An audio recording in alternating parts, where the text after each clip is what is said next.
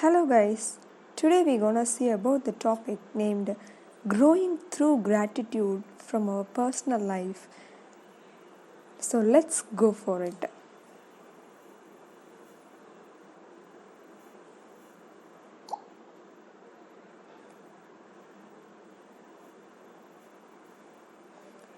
We must find positivity in the bleakest situations and live by the principle of gratitude. We must find positivity in the bleakest situations and live by the principle of gratitude. We learned about gratitude and humility, that so many people had a hand in our success, from the teachers who inspired us to the janitors who kept our school clean. And we were taught to value everyone's contribution and treat everyone with respect, said by 𝙂𝙧𝙧𝙤𝙬𝙀. Harry's fair complexion brought out the contrast in his dark brown eyes. The eyes are the windows of the soul. The mind is what we use to perceive the world. We don't see things as they are. We see things as we are, like your sunglasses. The things themselves haven't changed, our perception has. But things do change over time. My wife and I have become entirely different people. I agree that things change for better and for worse, but what we choose to pursue is up to us, and that is a personal choice. Do we see the positive or the negative in a situation? I could sense his confusion. Let me give you a personal example, I said and explained. We all boil at different degrees. Some of us have temperaments like the Indian summer, hot, sticky, and easily irritable. Yet, some can remain level-headed in the worst of calamities, and as a monk, I was taught to control my emotions. So, naturally, I assumed that I was in the latter level-headed category. That was until the day I realized I wasn't that yet. Okay, we all think we are right in every situation until the situation teaches we are not. So let's see what type of situation the monk faced. To most people, the word ashram induces a romanticized vision of a temple situated in the foothills of a mountain, whose name is difficult to pronounce, but not our ashram. Our ashram is a network of corridors in South Mumbai, a part of town that never sleeps. With over 100 monks living together, it can feel congested at times.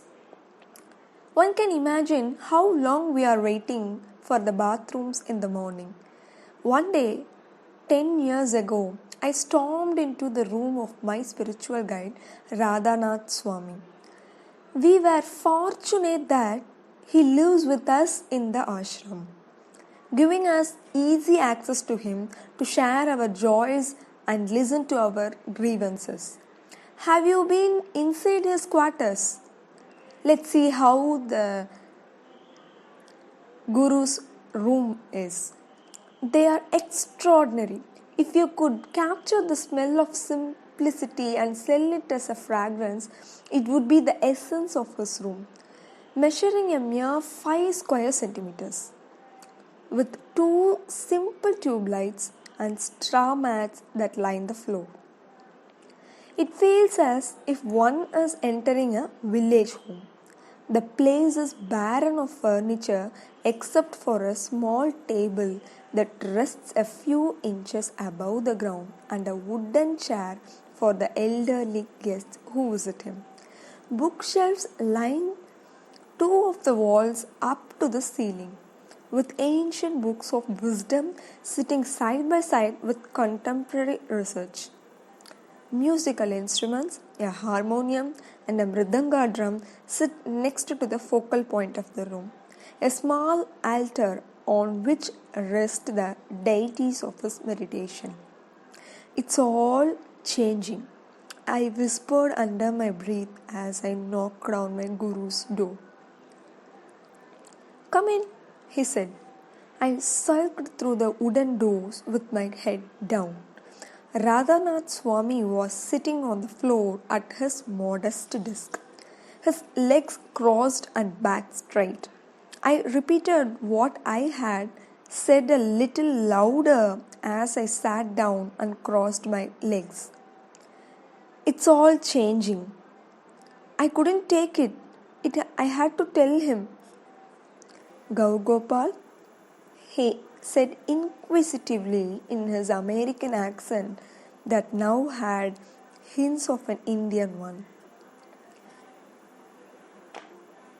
He peered me over his reading glasses with a penetrating gaze. He closed the book he was reading.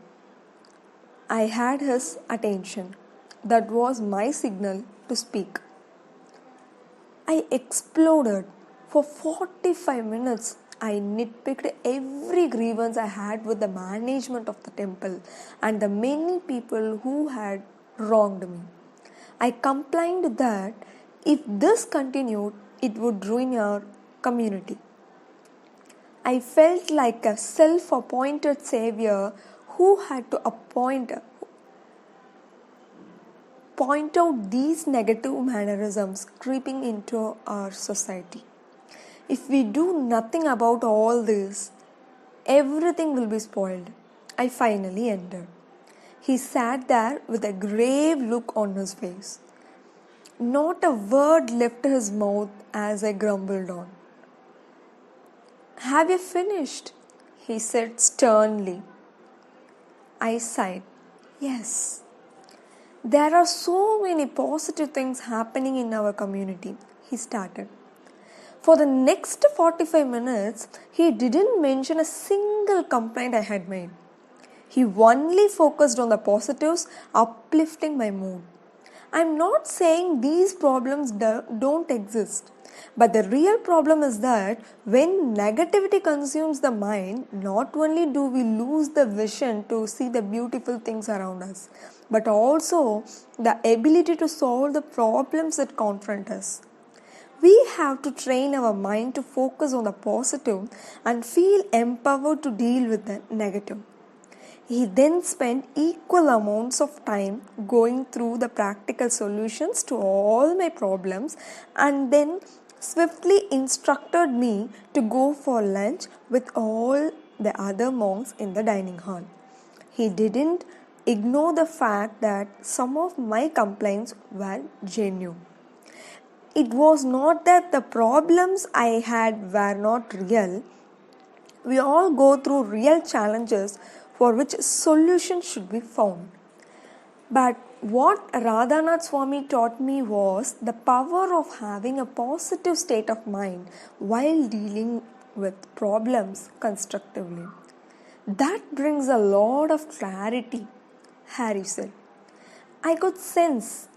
But how long did your positive attitude last? I questioned. Harry questioned.